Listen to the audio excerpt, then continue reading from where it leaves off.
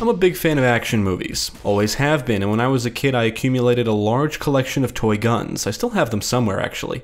My friend and I would play with them all the time, blowing away imaginary bad guys. One of you requested that we check out Maximum Action, which is currently in early access. I've actually known about it for a little while now and have been itching to give it a shot. Developed by George Mandell and published by Balloon Moose Games, Maximum Action entered early access on Steam in September 2018. We were going to do this review sooner, but after reaching out to Balloon Moose Games for promotional material, they requested we wait for the latest update to release, and we happily complied. And I'm glad we did, because in June 2019 it was revealed New Blood Interactive was secretly working with George on the game and would be publishing it. This is the same publisher for Dusk and Medieval, so it was very exciting news. With that said, this review will contain clips from versions 0.43 and 0.5. When I first saw clips of Maximum Action, I was immediately interested and finally bought it not too long ago. It's a first-person shooter influenced by Hong Kong action films like the ones directed by John Woo. Sadly, I'm not too familiar with the Hong Kong action genre, believe it or not, but I do enjoy some of John Woo's Hollywood films. Everyone talks about Face Off, and I like it, but I've always enjoyed Broken Arrow more. It's a very underrated film in my opinion. Anyway, if you're familiar with John Woo's work, then Maximum Action may be very appealing to you. It aims to deliver the same kind of intense, chaotic firefights, complete with the slow-mo effects seen in the action films that influenced it. But the real question is, how does the unique cinematic action translate to a first-person shooter? Well, let's take a look. Maximum Action lets you create a character with limited customization options that I hope are expanded on in future versions. You give him a name and decide on a movie studio name, then proceed to customize his appearance. You can choose from different faces, headgear, glasses, vests, bodies. You can colorize different parts of the character, and you can change anything about him anytime you want. As of right now, there's no real story in Maximum Action. If anything, you're filming a story in-game. No dialogue, all action. The campaign, if you want to call it that, contains one act consisting of numerous scenes. You could say each scene is like a mission, and I assume the finished game will contain multiple acts. The objective of each scene is to acquire the highest action score possible. To do that, you need to kill the bad guys any way you can, and you'll earn points for different things. At the end of each scene, you can see your action score and have the option to watch a movie, which is really just a replay that can be viewed from different angles. It's pretty cool, but buggy as hell.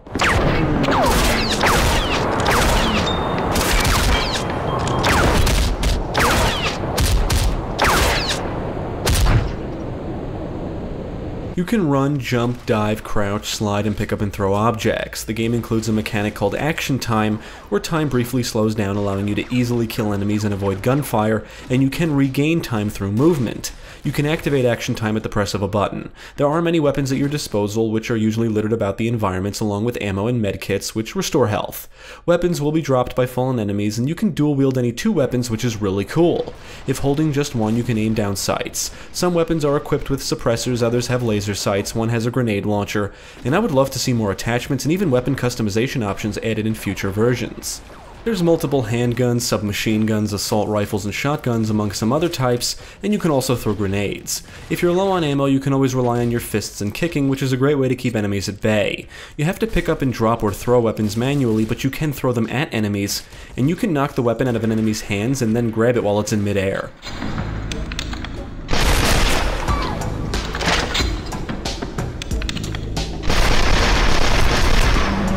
The gunplay is quite satisfying in Maximum Action, and there's many stylish ways to defeat your foes. You can beat them to death with your fists or foot, or blow them away with awesome firepower. You can use a combination of melee and guns. You can jump and dive through the air, through glass windows, over obstacles, and if you enter Action Time, you can pick off numerous enemies before you hit the ground. You can kick them out of windows, perform drop kicks, throw weapons and objects at them, slide along the ground while simultaneously pummeling them with bullets. You have options. The controls may take some getting used to, and why the throw weapon and grab items functions are tied to the same button is beyond me, but once you have the controls down, you'll be blasting your way through scenes in style. There's just something addictive about quickly moving through areas, jumping all over the place while being surrounded by gunfire, slowing down time, and shooting every enemy in sight without interruption or taking damage. The enemies look like your typical thugs and goons, and their appearance varies depending on the environment. They're not very bright at the moment, and I assume the AI is still being worked on. Sometimes they'll just stand around and do nothing, although I can't always tell if they're stupid or just stuck because the game is full of bugs. I've seen them get stuck behind things, blow themselves and each other up, and they just exhibit very basic behavior. If you don't actually kill them or just knock them down, they can still attack you. If they spot you, they'll start attacking you, they run around, shoot at you, fire rockets, some throw grenades, and they have access to the same weaponry you do. In one scene, you'll get to shoot down some helicopters, but it doesn't take much to bring them down. The scenes or levels are quite small and there's only 7 to play through right now. You can get through all of them in under an hour. After reaching the scene's exit you can view your action score, and one minor nuisance is that whenever I clicked the continue button, the game would take me back to the main menu. I imagine it should take you to the next scene. It could be a bug, I don't know. The levels are filled with breakable objects, obstacles, and walls that can be used as cover. Many levels are linear and include a lot of basic hallways and rooms, and as it stands, the level design is lackluster. The game does indicate these scenes are a work in progress, and that's good and leads me to believe the final product will include bigger and more complex environments. I think bigger levels with more enemies and ways to approach encounters would do wonders. I also think randomized weapon and enemy placements or the options to enable them would be neat. I played through each scene multiple times, and even though there's plenty of weapons to mess around with, there's only a few ways to approach each encounter. On the plus side, the scenes are all diverse. You'll get to blow bad guys away in a jungle, hospital, rooftop, restaurant, saloon, on the streets, and in an Arctic area. There is an endless mode where you get to kill an endless amount of bad guys, and it comes with several arenas. The one called Lobby is easily the most enjoyable arena in the bunch, in my opinion. You can select from arenas or levels from previous versions, and they do feel unfinished and buggy. A couple of them feel more like levels or scenes. The newest arenas have enemies coming in waves, and a new wave won't begin until all the enemies in the current wave are dead. Unfortunately, if there's bodies all over the place, you may find yourself running in circles shooting at all the dead bodies or looking for that lone enemy that's still alive. Sometimes downed enemies squirm, which makes them easy to spot, and other times they're just stuck somewhere. It can become annoying. You can access a Sandbox menu, which is basically like a cheat menu. You can enable God mode, no clip, disable the AI, and spawn enemies, weapons, ammo, and medkits. It does add a bit of replay value to the game, and it can be fun to just mess around with cheats.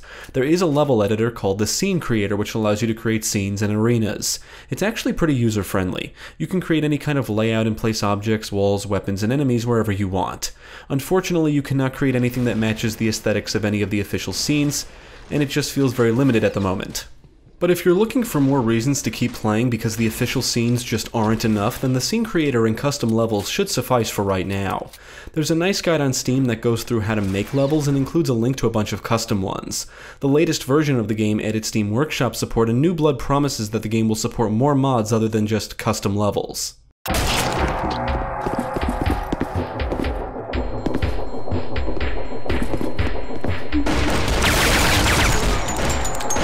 Maximum Action aims for a retro aesthetic with a touch of VHS effects. It looks like it's going for an early 2000s look, although the character models look like they came straight out of the 90s.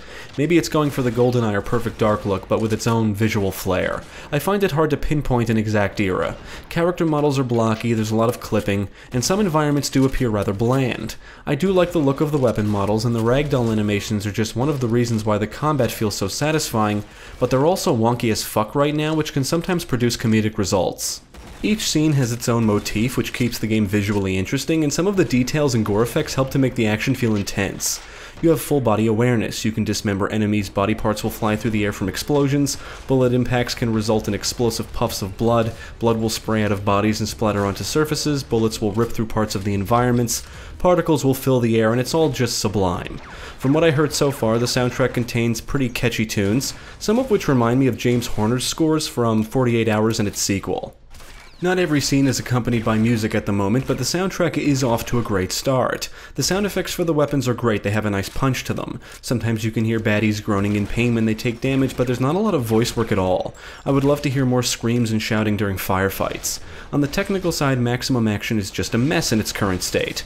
It crashed on me once in the scene editor, and the frame rate stutters quite often. During movie/replays, the camera angles aren't always ideal, the audio is sometimes out of sync, and parts of the environment and character models will disappear and then reappear. Granted, the movie feature is in an alpha state, so I did expect some bugs. Sometimes the colors of my character change to white even though I set them to something different.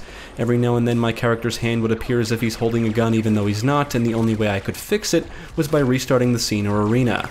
In some of the custom scenes, I would restart and spawn outside of the playable area. Parts of character models or their textures would glitch and stretch. Enemies would often get stuck in the environments and appear to shoot through some walls. And on 2 occasions I fell through the ground.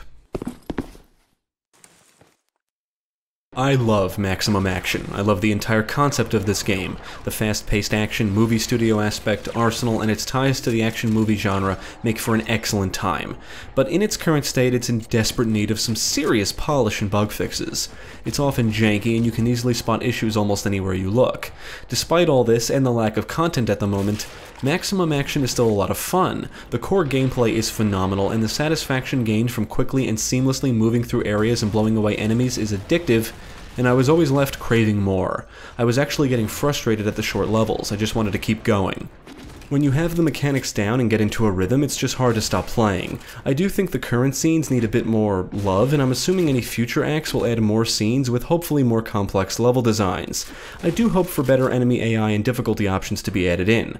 As it stands, there are no difficulty levels, so once you've mastered the mechanics, there's not much in the way of challenge. I think options to randomize the weapon and enemy placements, and maybe even modifiers to change up the gameplay would be welcome additions, and could add a ton of replay value. The Scene Creator is a good start in terms of modding, and hopefully Maximum Action develops a large active modding community, because I can see this becoming an awesome action sandbox, which it kind of is already, and the thought of a more polished and complete experience could be an action movie fan's wet dream.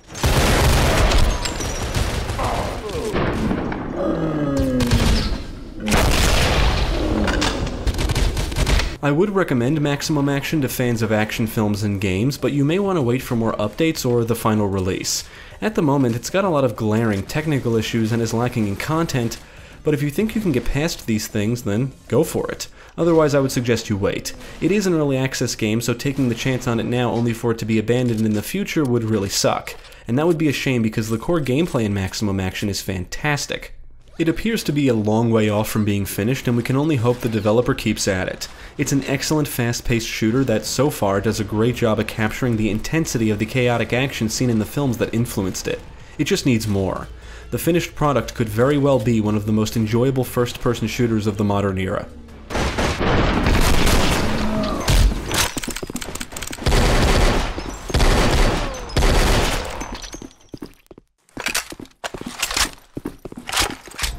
Thank you for watching. If you enjoyed this video, check out the rest of our channel, follow us at the links below, and you can also support us on Patreon. If you're interested in more gaming content, check out our friends over at GameCast.